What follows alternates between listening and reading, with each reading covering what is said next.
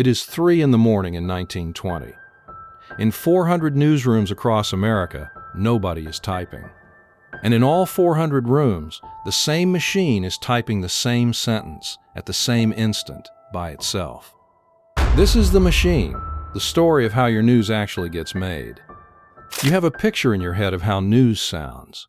Flat, sourced, neutral, a fact stated plainly with no fingerprints on it, and you assume that is simply what a fact sounds like. It is not. That neutral voice was built. It was manufactured by 3 companies who spent 50 years trying to destroy each other and who each discovered the same thing. The safest way to sell a fact to everyone is to strip the opinion out of it. Here is the proof it worked. By the 1950s, more than 900 of America's roughly 1,800 daily papers were not just printing the same wire copy.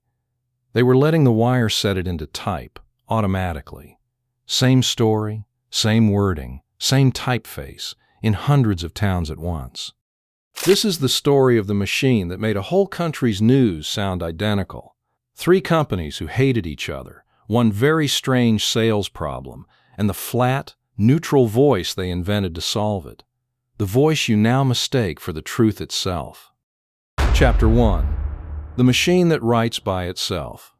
Start with the machine. For 70 years, news moved by Morse code, tapped out and decoded by skilled operators, one dot at a time. Then, around 1910, an inventor named Howard Crum cracked a problem that had beaten engineers for decades. He got 2 typewriters to stay in step across a wire. The result was the teleprinter, a typewriter that types, on its own, whatever another typewriter is typing hundreds of miles away. No Morse operator, no code to decode. It printed plain English at around 60 words a minute, faster than any human key could send. In 1914, the Associated Press wired the first of these machines onto Western Union's lines to feed the New York papers. Within a decade, the teleprinters were everywhere, clacking in every subscribing newsroom in the country, all printing the same words in the same second. But a machine that drops the same sentence into 400 newsrooms is only as powerful as whoever writes that sentence. And by 1914, in America, only 3 companies did. Chapter 2. 3 companies, 1 voice. The oldest of the 3 was not really a company at all. The Associated Press was a cooperative, a members-only club whose newspapers pooled their news and split the cost, going all the way back to that harbor handshake in 1846. By the 1890s, it ran nationally, out of Chicago and New York, under a general manager named Melville Stone. And the club had a rule you could use as a weapon. Members could vote to keep a rival out. If the Associated Press paper in your town did not want you to have the wire, you did not get it. The best news pipe in America came with a lock, and your competitor held the key. In 1907, a publisher named E.W. Scripps got tired of the lock, so he built a rival that broke the one rule that made the club powerful. His United Press would sell the wire to anyone who could pay for it. Rivals, upstarts, small towns, even his own competitors. Scripps was not being noble. The papers the club had locked out were a market nobody was serving, and he took it. His only instruction, printed in his first paper, present all the facts the editor can obtain and support good men and bad measures no matter what party they belong to. 2 years later, the biggest name in American newspapers built a 3rd wire. William Randolph Hearst launched the International News Service in 1909. It never caught the other 2, but at its peak it fed nearly 1 in 5 American dailies, and it carried Hearst's appetite for a fight. United Press and International News Service were the scrappers. The story of United Press was later published under the title Deadline Every Minute. Their rule for a green reporter was blunt: get it first, but first, get it right. A young reporter there named Walter Cronkite said every one of them woke up planning to beat the hell out of the AP. So there they were, 3 companies, all selling the same thing, the day's events, on a wire, in type. Which raised a strange question none of them could dodge. If you were selling the exact same sentence to a Republican paper and to the Democratic paper across the street, how on earth do you write it? Chapter 3. How a fact learned to sound neutral. Picture being the editor at United Press. Your sentence, written once in Chicago, has to run unchanged in a Republican morning paper, a Democratic evening paper, and a small-town weekly that hates them both. Slant it left, you lose half your buyers before lunch. Slant it right, you lose the other half. So you learn not to slant it at all. You strip the story down to what happened, who did it, and when.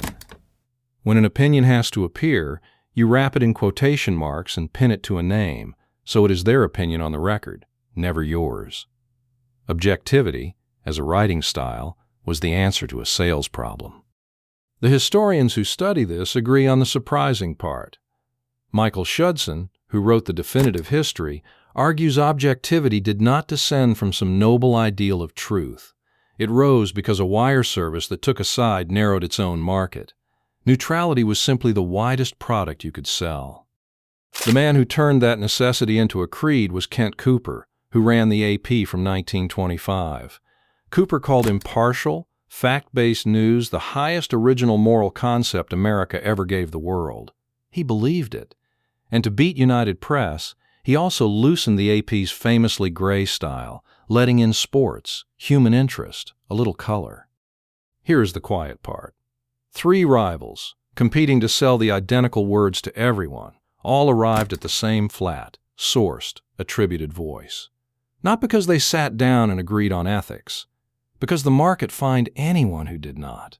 Nobody planned the neutral voice of American news. The incentives built it.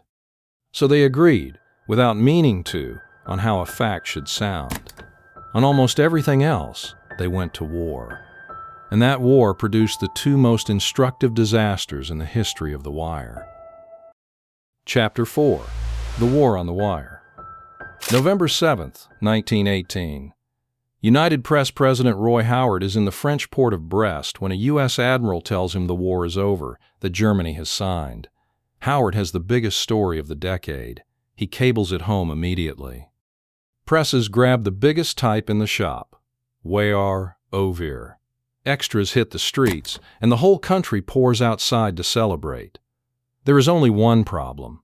The real armistice is still 4 days away, on November 11th. Howard had the story of the decade, and it was wrong. The AP, smelling blood on its rival, called it the most flagrant and culpable act of public deception in the whole history of news gathering, and demanded Roy Howard be court-martialed. Speed was the product. And speed, unchecked, had just embarrassed the entire industry in front of the whole world. Hearst's International News Service played a dirtier game. When the Allies barred it from the telegraph lines for war coverage, they judged too friendly to Germany.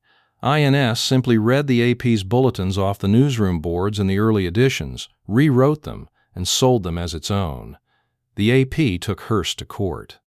In 1918, the Supreme Court handed down a ruling still argued over today. There is no copyright in a fact, the justices said. Anyone may report what happened, but you cannot get rich free riding on the rival who paid to gather it first. They called the new offense misappropriation. The press calls it hot news. And the AP's own weapon, the blackball, finally broke in its hand. In 1945, the Supreme Court ruled that the club's bylaws, the rules that let members lock competitors out of the wire, violated antitrust law. Freedom of the press, Justice Black wrote, is not the freedom to combine to keep other publishers out of the market. 3 companies at war over speed, theft, and access. But underneath all the fighting, the machine kept doing its quiet work, making the whole country's news sound the same. And in 1928, it went one enormous step further. It stopped just writing the story. It started setting the type. Chapter 5. The wire sets the type.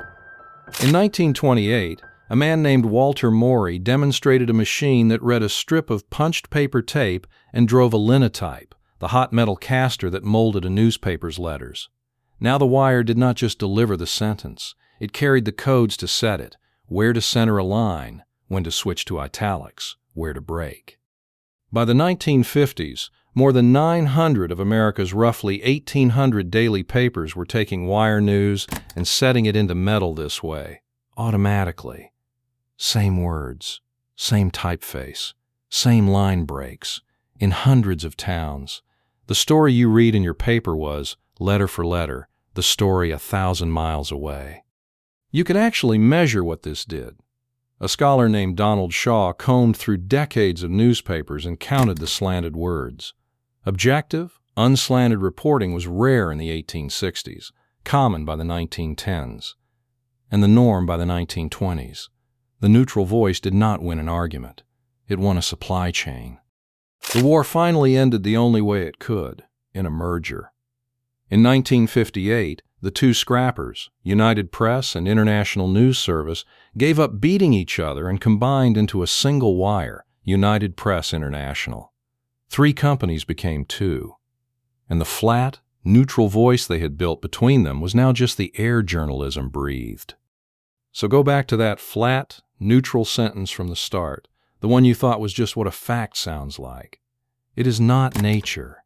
It is a format, invented by 3 companies who had to sell the identical words to a country that agreed on nothing, and who therefore learned to write in a voice that offended no one. It is one dispatch, multiplied, and now polished smooth. Here is your takeaway. When a story sounds perfectly neutral, do not mistake that smoothness for the whole truth. Ask who wrote it and who they needed to sell it to. Notice the wire byline, AP, Reuters, the grandchildren of United Press, and read the attribution closely, because the neutral voice hides its real choices in who it decides to quote. Because there was one more force that tried to put both sides into the news, not by market pressure this time, but by federal law. It governed the American airwaves for 40 years. And then, one night in the 1980s, the government simply switched it off. That was The Machine from NoFlow. If you want the news picked for you, instead of multiplied at you, your personalized newsletter is free at noflow.io. Subscribe here, and I will see you for the next episode.